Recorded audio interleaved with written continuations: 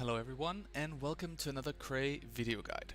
My name is Scuden and today we'll look at one of the user requests, which was how to use or how to make an arm move. We'll be using the joint for the purpose of doing this, and we'll be moving this little fella's arm. So this guy's created entirely out of primitives, and I've just glued everything together so that it's a bit easier to move him around.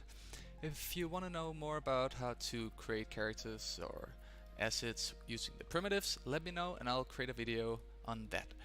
But to begin with, let's go ahead and find the joint here in the library, CREY subcategory gameplay, and it should be down here by the mechanics. There it is, the joint. So to begin with, let's look at the settings for the joint so we can fully understand what's going on. Of course it can be turned on and off, and as you can see it moves when I do that. The angle on and off is the first thing to understand. Right now the power is set to off, which means that it takes the angle off, which is set to 0, which is this. Now when I turn it on, it's gonna take the angle on, and it's gonna do so in 5 seconds, which is the transition time. So in 5 seconds it goes from this angle to this angle and vice versa.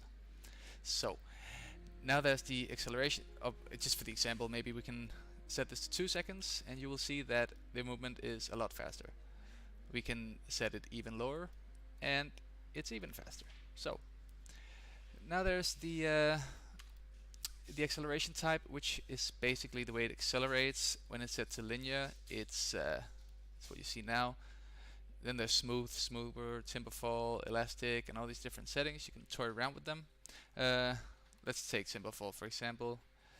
You can see it does this little overshoot here, sort of simulating a timberfall. For the purpose of this tutorial, we'll just use linear. The cycle sort of determines whether it's going to move once, or it's going to repeat, or do ping pong. Let's look at repeat. Now I'm just going to set it down here. It sort of repeats the command, and ping pong, it's just gonna ping pong back and forth. We'll most likely end up using ping pong, but let's set it to once to begin with and turn it off. So let's head over to the robot, and first I'd recommend you to enable the rotate snap, which will make it a lot easier to align this correctly. First I'm going to rotate it to align it with the shoulder. Then I'm going to rotate it again, and now I'm just going to lift it up here. So basically it's just about aligning it with the shoulder here. Next thing I'm going to do is I'm going to glue this arm, which is, it's already glued to here, but we'll just take this and glue it to the joint. So now when I move the joint, the shoulder follows, and everything from the hand to the actual arm is glued to the shoulder. So everything comes along quite nicely here. Alright, now let's look at what happens when we power it on. Alright, so this sort of works, right? It goes 90 degrees in its direction, and of course the shoulder follows because it's glued to the joint.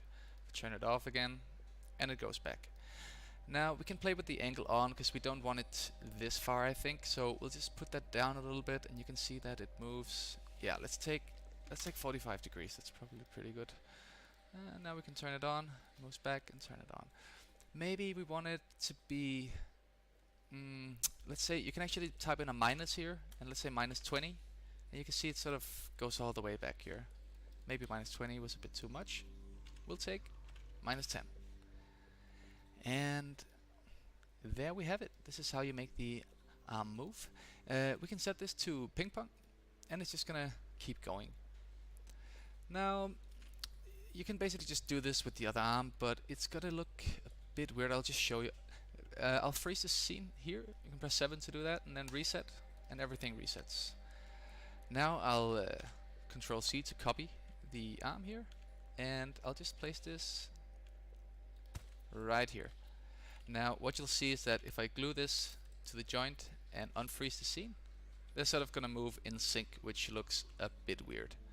So what I'll do is I'll actually just freeze and reset, and then I'll invert these. So the angle on will be minus 10, and the angle off will be 45. And now when I unfreeze, they should move just like this. That looks about right. Now we can take the joints and glue that to the body, both of them, and we should be able to just move this character around with arms moving. Alright, now we could of course choose to power this using the sensor, as you've seen in previous videos, or the generator, even the input trigger, but for now I think we'll just leave it at this.